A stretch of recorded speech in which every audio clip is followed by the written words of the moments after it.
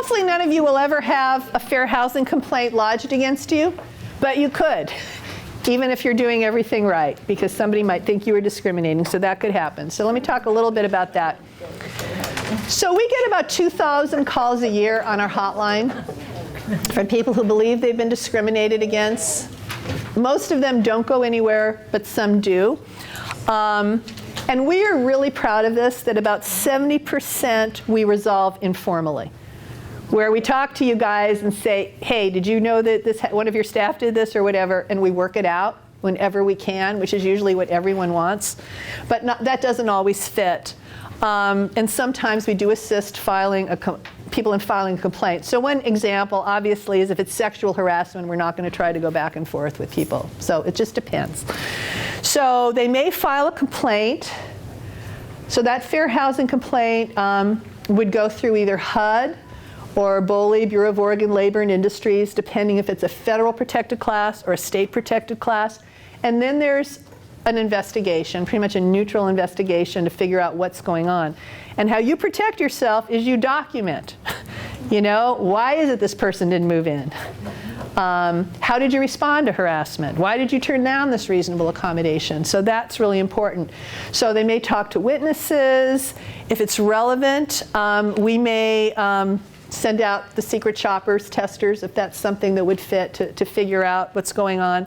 And then if it does move into enforcement, it could be HUD or BOLI. It could be a settlement that you agree to do certain things with them collaboratively. If that doesn't work, it may go into the arena where it may go before an administrative law judge, or it could go to federal court with actual civil rights attorneys or legal aid attorneys.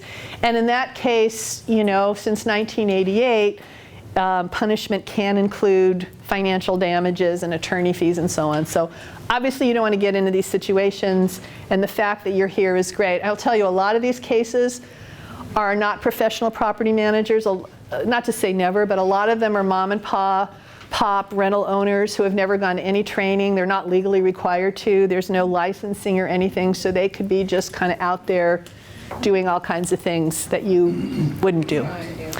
So the laws are clarified over time through the courts. Sometimes I'll get answered a question and I'll say, gee, we really don't know yet. It's not till there's a court case, and of course none of you want to be a court case that clarifies some fuzzy issue. But that's how the law continues to get clarified. And I did mention the case earlier about how that whole domestic violence thing started, was that case out of Seaside. So few things to remember.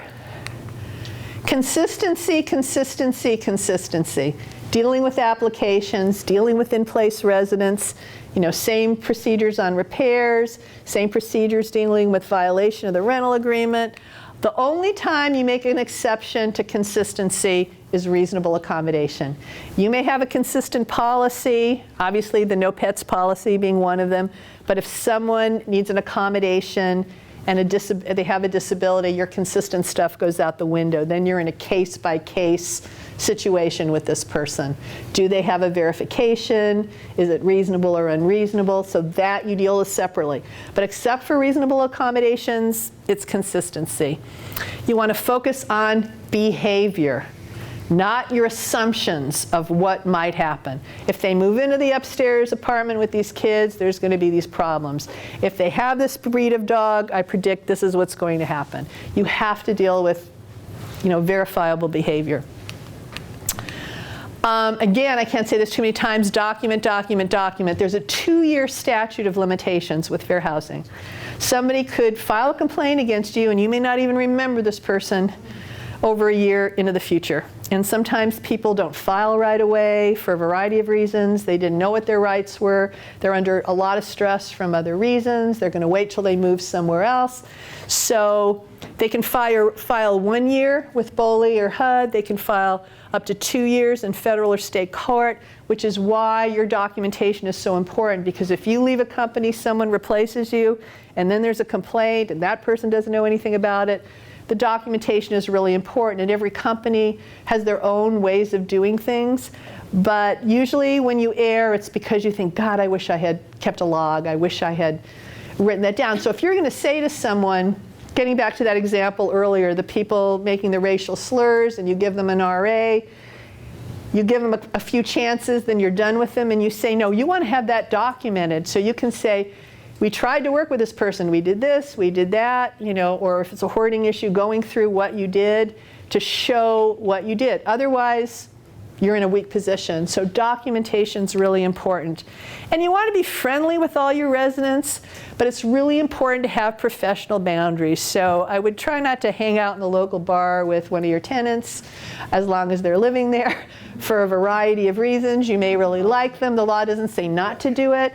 But what if you have to evict this person? What if then you have the neighbors thinking they're getting special favors? It can create all kinds of problems. So really be professional. Watch out for being overprotective of other people's children. You might parent those kids differently, but your job here isn't to be a parent, it's to enforce the lease agreement. Watch out for being overprotective with residents who have disabilities. Again, that example from the scenario of, oh gosh, we don't really want you to look at an upstairs apartment because you have a walker. You know, if that's what they want to do, it's up to them. So again, consistent professional boundaries. And this is huge. Make sure anyone you supervise knows this stuff from their initial orientation, at least the basics, because if you hire them and it's only a week later and they're out there saying go back to your country or sexually harassing one of your residents, the fact that they've only been there a week and you haven't trained them yet isn't going to work. So that's huge. And some best practices.